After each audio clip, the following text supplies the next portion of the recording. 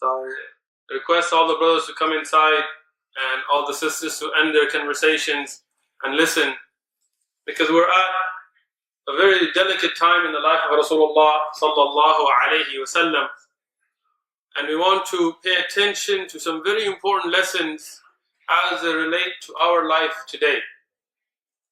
So any personal conversations, anything else should stop now. Rasulullah sallallahu alayhi wasallam, he's been through many difficult times in his life, sallallahu alayhi wasallam. Many times of sorrow, many hardships, from the death of Khadija radiallahu anha, from the death of Abu Talib, from the shahada, the martyrdom of Hamza radiallahu anhu. But as Anas bin Malik radiallahu anhu reports in Al-Bukhari, that I never saw the Prophet of Allah sallallahu alayhi wasallam as sad, with as much grief and sorrow as I did when the 70 Qurra were killed. And that's where we are in the Seerat. When those 70 ulama, 70 people of ilm, 70 people of Qur'an were tricked and massacred and became shuhada.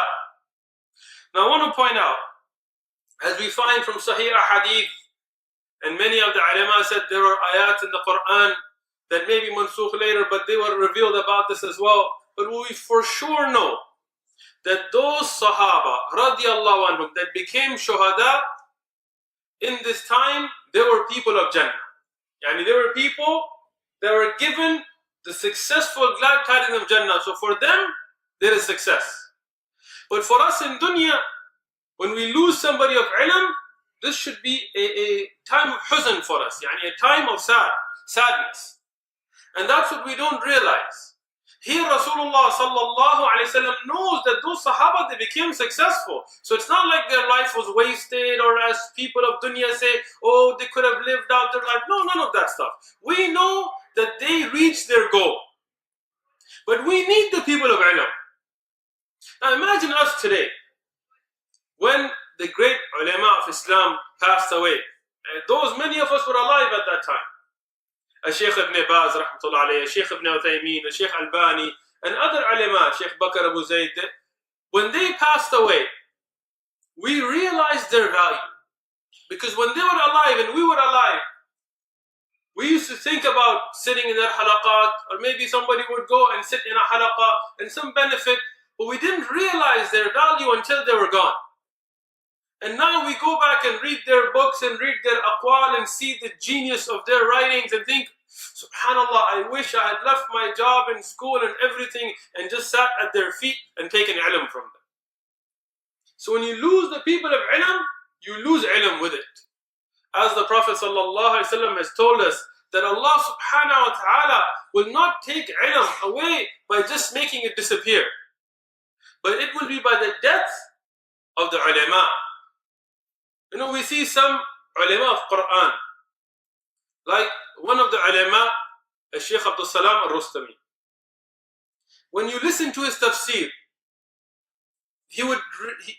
when he gets to an ayah about Jahannam, from his memory, without any notes, he will tell you every name of Jahannam in the Qur'an, An-Nar, everything, Hamia, whatever is named Jahannam in the Qur'an, he will mention all of them. Without Google, without Maktaba Shamila, without searching, he would tell you what is the differences between them, in which surahs are they mentioned. Subhanallah.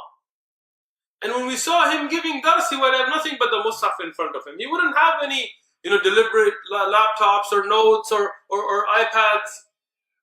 And when he would get to an ayah about Jannah, he will tell you all the different names of Jannah in the Qur'an, in which surah, which ayah, what is the differences, what is the linguistic difference. Subhanallah, these were people of ilm.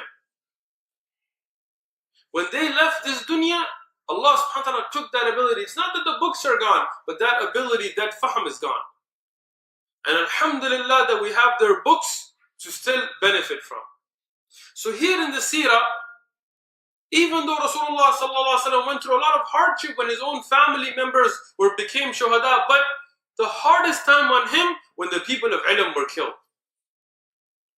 And that is a sign for us to respect and love the people of ilm and benefit for them before they leave this dunya. Rasulullah sallallahu alayhi wa sallam continued to make al-qunut, qunut al-nazila. Qunut al-nazila, this is different from qunut al-witr. This is done when there is a calamity upon the ummah. And it is done in all 5 salawat. And you can add to it by cursing la'na upon those that harm the ummah. So here the Prophet ﷺ, he's making qunut, remembering those that have passed away. And he has love for them. And he has huzn, he's sad for their leaving his company. And then he, sallallahu alayhi wasallam, he turns to the umur of what he owes. And we talked about the Sahabi that was coming back from Banu Amir. Banu Amir, the ones who tricked, the ones who massacred the companions of the Prophet sallallahu alaihi wasallam, and how 2 of them were killed. But these 2 were given aman, they were given safety from the Prophet sallallahu alaihi wasallam. And the Sahabi, he on accident killed them. So now think about this situation. It's very important for our situation today to think about this. These 2 men are from a tribe that is at war with Muslims. They are from a tribe that tricked the Muslims. They're from a tribe that caused a lot of harm to the heart, a lot of sorrow to Rasulullah sallallahu alaihi wasallam. They're from a tribe that massacred people with trickery. But even then, the Prophet sallallahu alaihi wasallam, our beloved example, our Prophet, he keeps his promise. He tells Banu Amir that 2 of your men were killed on accident. We did not mean to do it. Because even of whatever you did with us, but we stayed true to our treaty. SubhanAllah. You know, today when you look at the political scene, and you look at different groups around the world, and how they're tricking and cheating and kidnapping and doing all these things in the name of Islam, this is not Islam. This is not jihad. This is trickery. This is robbery. Islam has rules. And here the Prophet ﷺ, even in this situation, he tells them, because I gave you aman, I gave you safety, and whatever happened was an accident, we will pay you the blood money, we will give you damages. Even though he doesn't have to. He can tell them, you killed so many of 70 of our ulama, there's only 2 of yours, we're going to do this. No. Principles. Rules. That's what the Rasul ﷺ taught us about jihad. So here Rasulullah ﷺ offers them 200 camels as an expiation for the accidental death of their 2 men. And they accept it. And the Prophet ﷺ, he goes to the Sahaba radiallahu anhum, but we talked about Uhud and how much the Sahaba spent, and then after Uhud, all the things that were going on, one after the other, all of the Sahaba together, we didn't have 200 camels. And look at the Prophet ﷺ, he is the Khalifa, he is the leader, he has this government, but he doesn't even have 200 camels. Why? Because they lived with giving for the sake of Allah. Not because he was building his 3rd mansion that he doesn't even live in like our leaders and kings today, but they were giving for the sake of Allah subhanahu wa ta'ala, they spent their wealth. So now Rasulullah sallallahu alayhi wasallam, under this situation, he makes the shura with the Sahaba. And what do they decide? They decide that they will go to Banu Nadir. Banu Nadir, this was one of the Qaba'il, one of the tribes of the Yahud in Medina. We talked about Banu Qaynuqa, Banu Qurayda, and Banu Nadir. And these were 3 tribes. And we discussed Banu Qaynuqa and what happened with them and the Muslims earlier and how they were expelled. But Banu Qurayda and Banu Nadir were still in Medina. And Banu Nadir were the richest of them and the most powerful of them. So, and they had a treaty with the Muslims. They had a treaty with the Muslims. And that's why Islam teaches us to honor the treaty. And I challenge any Orientalist, any so-called scholar of Islam, any Western Fox News watching right-wing radio talk show host to come and bring us a single proof of our beloved Prophet sallallahu alaihi wasallam or the Sahaba radiallahu anhum ever breaking a treaty. Never. When they gave their word, they gave their word. So the Prophet ﷺ, he goes to Banu Nadir because there's a treaty. And he tells Banu Nadir that because we are in a pact together and we have fulfilled our side, we want you to fulfill your side, which was that if we're ever in hardship, we would stand together. And this tells you can have such dealings with kuffar. Like a Muslim, there are many things you can do and many things you cannot do. When we talk about wala wal bara, there are rules and regulations. But today, some brothers, they've developed this takfiri mindset, where if you even are seeing shaking hands with somebody, they're like, oh, this guy's kafir. Subhanallah. Somebody goes to the UN to represent something, they're kuffar. Subhanallah. This is something you have to be careful. Watch that tongue.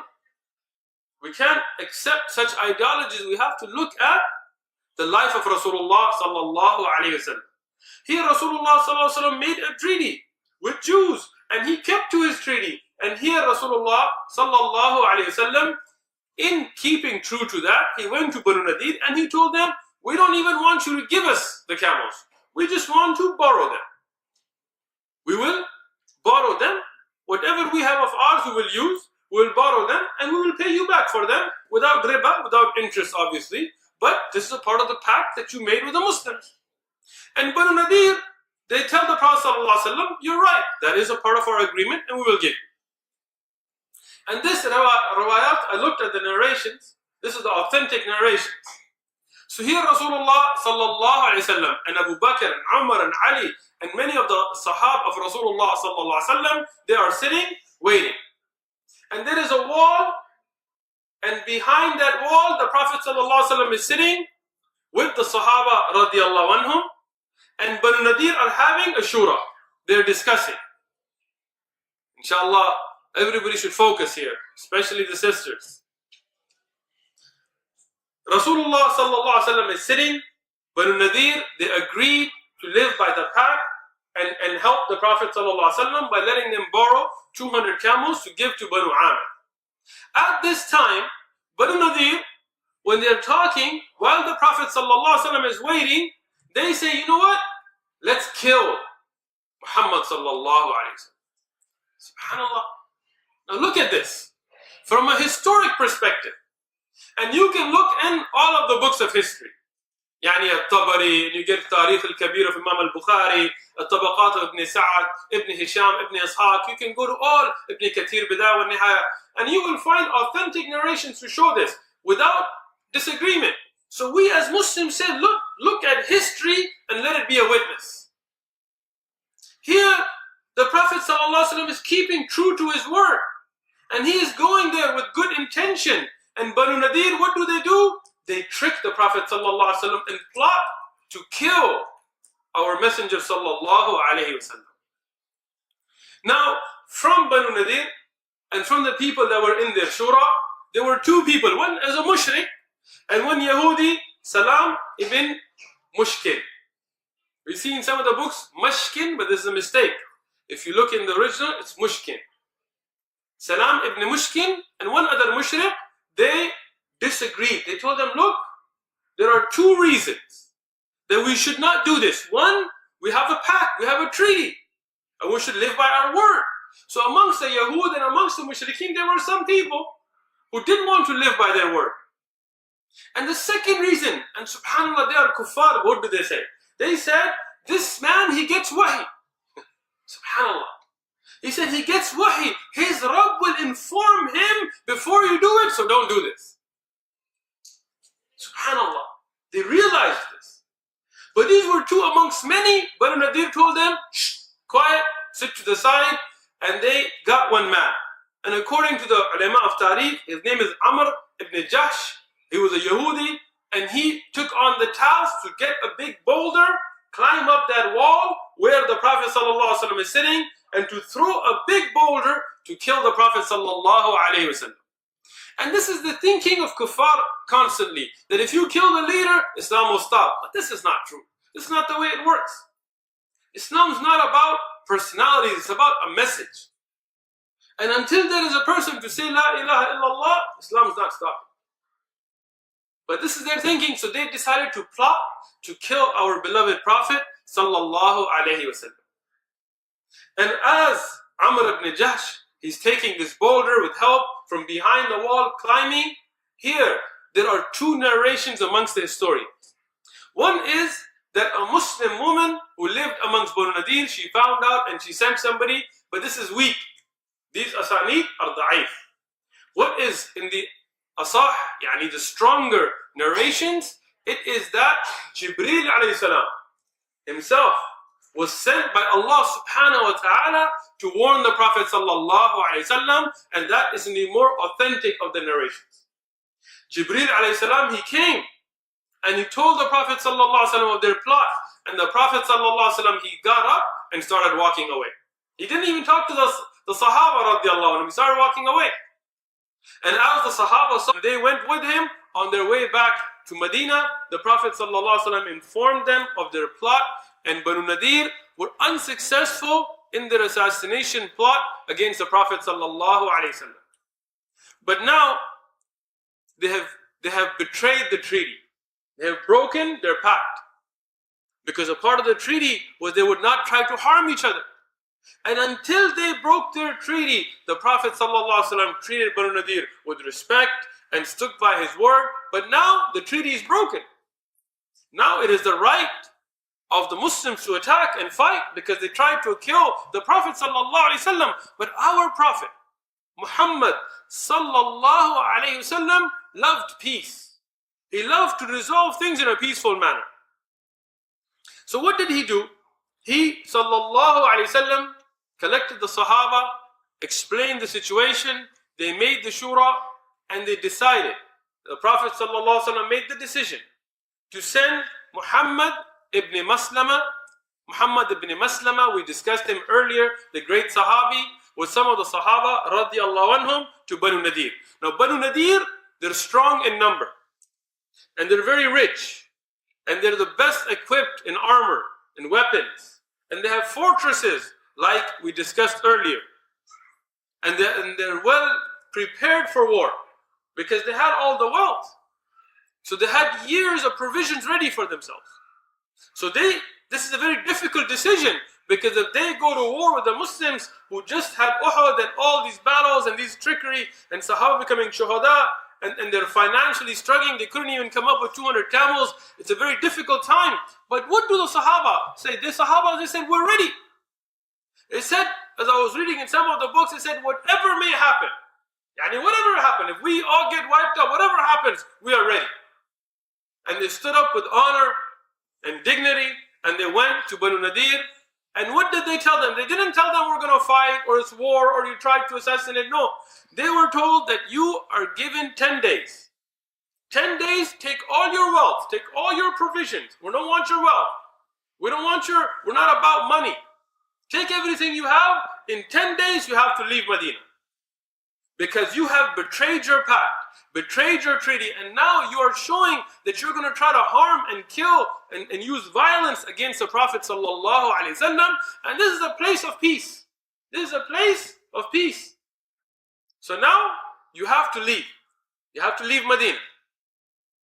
So Banu Nadir, they discuss the issue, and they realize that they are stronger in number and wealth and weaponry, and they have food and everything ready, but they don't have the courage. So they decide to accept the offer of the Prophet ﷺ and leave Medina peacefully. And this is fine. But who comes into play? Abdullah ibn Ubay al-Munafiq. This Munafiq, he comes into play again. He comes to Banu Nadir and he tells them that, look, this is a very small threat. These guys are nothing. They're already licking their wounds from Uhud and the trickery that happened, and 70 of them were just killed, and they don't have wealth and this. I am with you with 2,000 fighters. Me and this guy claims to be a Muslim. Subhanallah. Look at our situation today. Today somebody will call towards La ilaha illallah, and those that claim to be Muslims will be the first ones fighting. So when you claim to follow Islam, then really follow Islam. Don't follow the footsteps of the Munafiq and go to the kafir and tell them that we are with you and we just need your help, and do big conferences to call the UN to help you because you're exiled in Russia or whatever. Now, here, the munafiqun, they go and they tell Banu Nadir that we'll stand with you. And there is the other qabila of the Yahud, Banu Qurayda. Banu Qurayda also tell them that we're with you, so stand your ground. So Banu Nadir, the Yahud, they go to Rasulullah sallallahu alayhi wasallam and they tell the Prophet sallallahu alayhi wasallam that we're not going anywhere, we've betrayed your trust, we've broken the treaty, there is no pact between us and you, and we're going to show hostility, do whatever you want. Try something, do it. But here, the Prophet ﷺ, he's patient. He's patient, but he's not a coward. Now when these people overtly come out and say that we are at war with you, even though the Muslims are in a very delicate and harmed situation where they're still suffering, but what does the Prophet ﷺ do? He says a takbir, Allahu Akbar. And the Sahaba, they say Allahu Akbar, and they're ready. They get up. It's not that they don't have families, it's not that they don't have kids, it's not that they don't have farms and jobs, but they took priority of the religion over everything else. They were ready to sacrifice, so they got up, and from there they're ready to go. And the Muslims, they start to move towards the place where Banu Nadir was.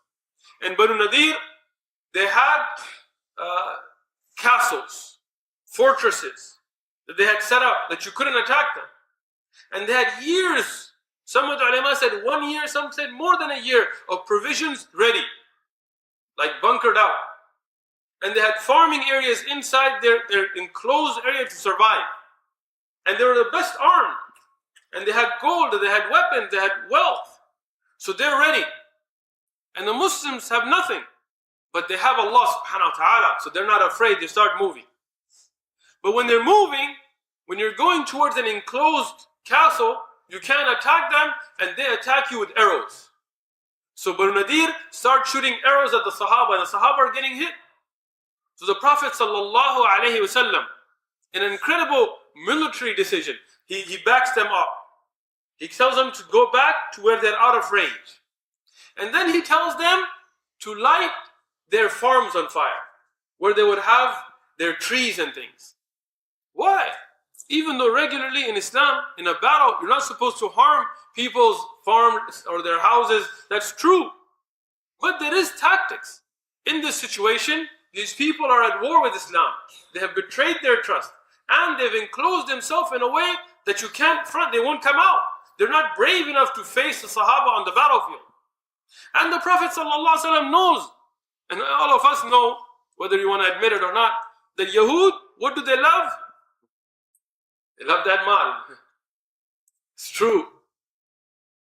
So when they see this going on, what do? First thing they do, they get the munafiqun to start cause problems against Islam. And the same thing we see today. When you speak the truth, the first thing some munafiq is going to go and talk bad about you.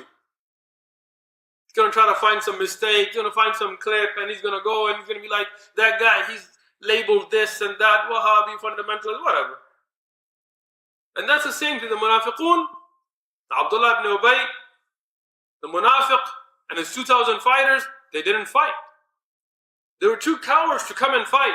But what did they do? They went out and started telling people, look, they're telling us that you should have these rules, but they're betraying their own rules. Even though the Prophet ﷺ is there, go and talk to him. And that's the way of the munafiq. They won't come and talk to you. They'll go behind your back. And they'll go spread rumors. And they'll talk other people, this guy's like this and this guy's like that. If this guy's like that, go talk to him. If you're that brave, sit down face to face. But they won't. And that's the same thing they did there.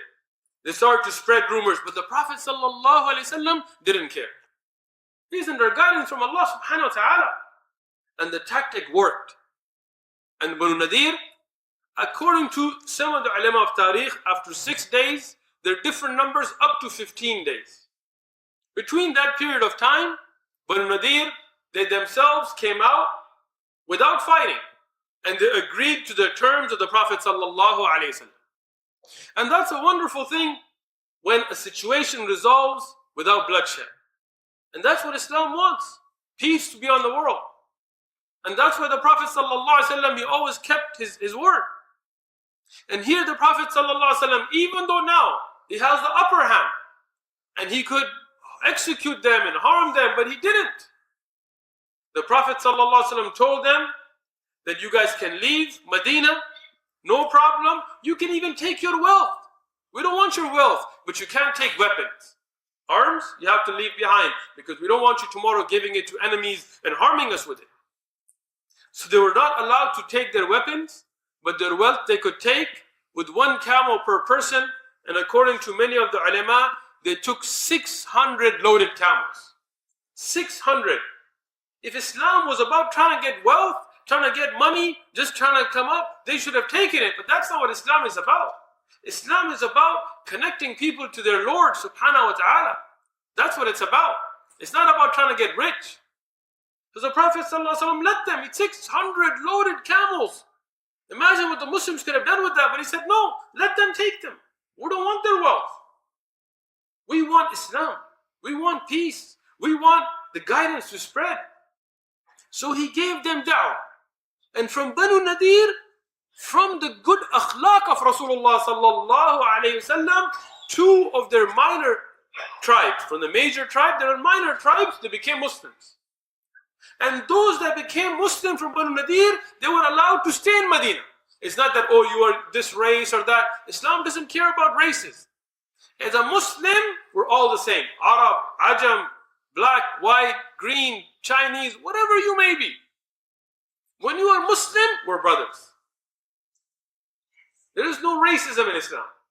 So here these are Yahud, they were at war with Islam, but they became Muslim. They don't have to leave, even though from Banu Nadir. But they can stay in Medina, they can have their properties, they can enjoy their freedom, enjoy their life. But those that were actively fighting Islam, they had to leave. And from what they left behind, 50 helmets, 50 armor suits, and 340 swords were taken. These are the weapons. Imagine how heavily armed they were. And after that, they were allowed to leave. Now Banu Nadir, they've been put to shame. They weren't man enough to fight. Even after they were going to the Prophet ﷺ and saying, do what you like, but they weren't man enough. They didn't do it. And the munafiqun, the hypocrites, their reality was shown as well. All that talk, they were saying that we have 2,000 fighters ready, they didn't show up either. Banu Qurayda didn't even come help Banu Nadir either. And this is an important lesson for us today. Sometimes the forces of kufr seem very strong, but it's really a test for us. You're paying attention? It's a very important lesson. Sometimes the forces of kufr, they seem very strong. But Allah subhanahu wa ta'ala is the only one that has strength. All power, all abilities to Allah. So when Allah subhanahu wa ta'ala helps you, nobody can harm you. But there's a test. And the Muslim will be tested. As Musa alayhi salam was tested. Fir'aun and his army behind him. The ocean in front of him. It's a test. But Allah subhanahu wa ta'ala parted the waters and destroyed that powerful army at the hands of the weak. Here, Banu Nadir, wealth, weapons, strength. Banu Qurayda with them, 2,000 munafiqun with them. Wealth with them, weaponry with them. But even without fighting, Allah subhanahu wa ta'ala gave victory to the Muslims because of their iman. Today we have become so weak. If we say these things, people think you're crazy. So here, Banu Nadir have been disgraced. Their reality is shown. And the Arab and the Ajam and everybody knows what their reality is now. But they can't accept that. They feel that they're put to shame. So what do? Same things we see today. They put on a show. They put on a media circus. What do? They got the singing women, the entertainers. Like today, we have Hollywood and all that uselessness. They got their entertainers, they got their Hollywood, and they got them together to sing and read poetry and dance as they're leaving, and they're singing poetry as if they just became victorious, to try to cover up for what happened. But the world knew that they were put to disgrace, and many of them, they went to Khaybar, and they will not leave Islam alone. Now here the Prophet ﷺ is showing mercy. He's letting them go, even take their wealth. He's not fighting them, but they won't leave it alone. And you will see what happens, inshallah, coming up in the durus. And then some of them, they went to Sham, and they will continue to cause problems as well, as we'll discuss. And two families, two minor tribes from this bigger tribe, they became Muslim and stayed. Now, when we talk about Banu Nadir and what is going to happen coming up with Banu Nadir, and also Khandak and the battles that are coming up, I want to make a couple of points, and that will end our dars today, inshallah ta'ala. The first point, that we need to know our history. We need to know the seerah of the Prophet sallallahu alaihi wasallam, because many of the false claims that are made against Muslims are made by those who twist history. When they talk about the exile of Yahud from Medina, when we look at the historical documentation, we see nothing but the best of akhlaq on the part of Rasulullah sallallahu alaihi wasallam. So when we know our history, we can answer these questions. And when we don't know our history, then we won't be able to answer them. Secondly, when we learn the seerah, we need to always keep in mind what is going on in our life today. So when we learn these lessons, we should bring them into our own life, in our own existence, and see how are we dealing as a ummah, as a community, with others. What is the great akhlaq, what is the great manners and the truthfulness and sticking to the promises that was taught by the Prophet sallallahu alaihi wasallam. And how is our akhlaq today? And how are we in dealings today? And you will see the reason for our situation. And we hope by Allah subhanahu wa ta'ala that when we do this, that these durus and these lessons will bring a change in our own lives, so that we will better ourselves, inshallah ta'ala. And we'll pick up from the rest of this at the next dars, inshallah ta'ala. Jazakumullahu khairan. إلا فقد نصره الله